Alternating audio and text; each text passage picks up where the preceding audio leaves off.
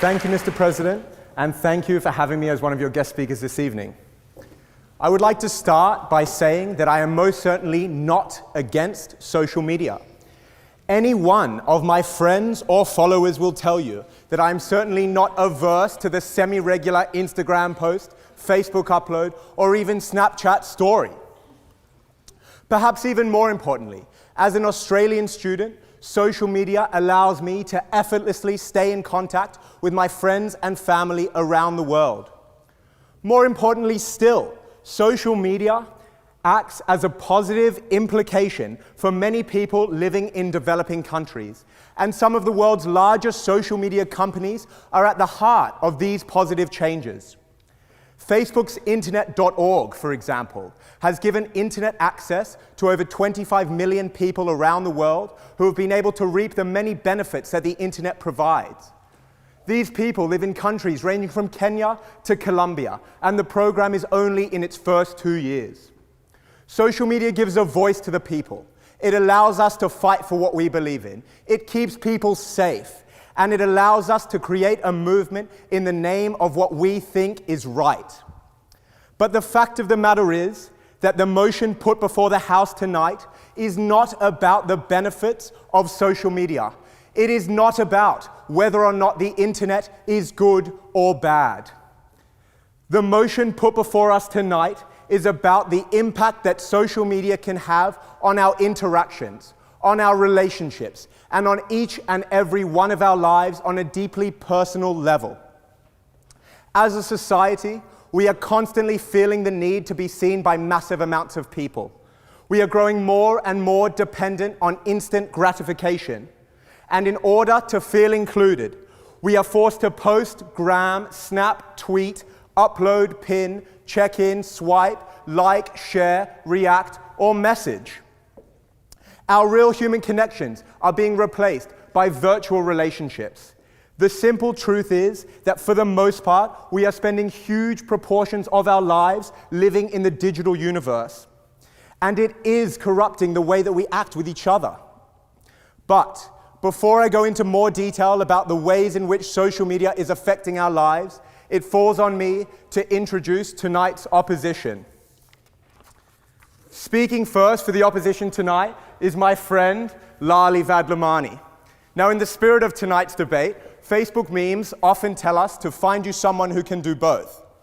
But as the Treasurer-elect of the Oxford Union, as President of the Oxford Majlis Asian Society, as an incoming summer intern in JP Morgan's Asset Management Division, and as a regular attendee at all of the finest nightclubs that Oxford has to offer, Lali Vadlamani can not only do both, she can do it all.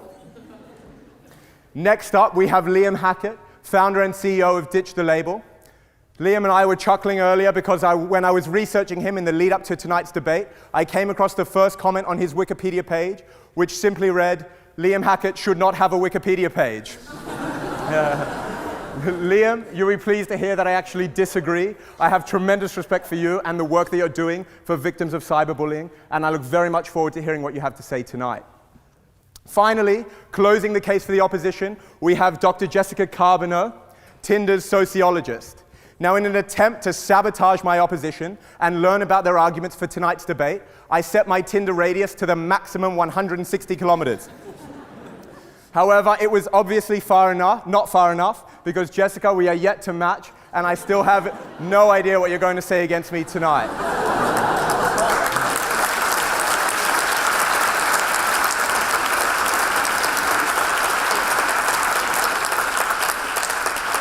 Mr. President, these are your speakers, and they are most welcome.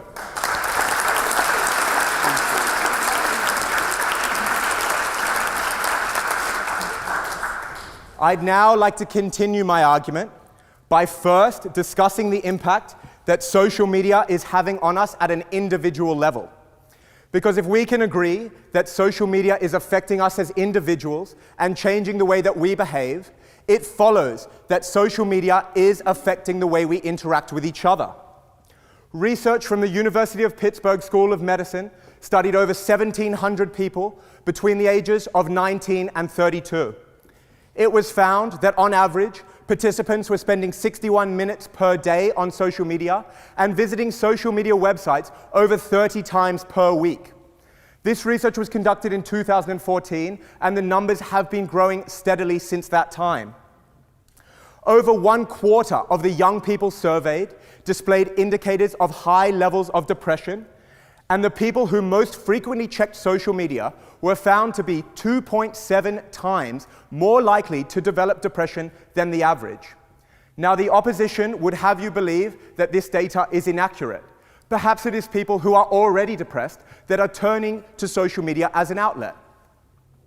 While this may be true to some degree, the extent of the data simply does not lie. Social media is causing depression for a lot of people. And of course, that depression is affecting the way that we interact with each other in the physical world. Perhaps even more troubling than the relationship between social media and depression is the relationship between social media and eating disorders in young people. And I'm not just talking about young girls. Eating disorders today are affecting people of all genders, of all races, and from all socioeconomic backgrounds, and in some cases of all ages as well. The rise of pro-anorexia and pro-bulimia communities, coupled with advancements in social media algorithms, now means that these troubling communities have ways of reaching people who aren't even necessarily searching for them in the first instance. As someone whose immediate family has been directly affected by the ravages of an eating disorder, I can tell you that social media does have a part to play.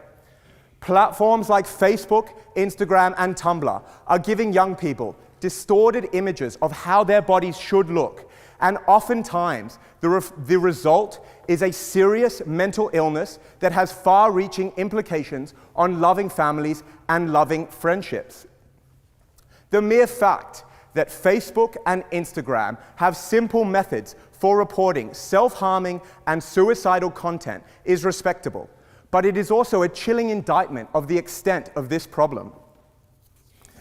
So if we take a step back and examine the questions that we have looked at so far, why is social media causing depression? Why is social media causing eating disorders?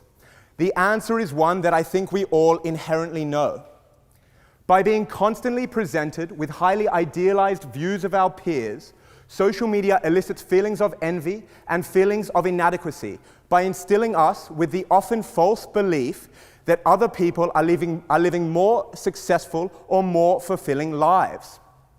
Social media is not evil, but it can very well be dishonest.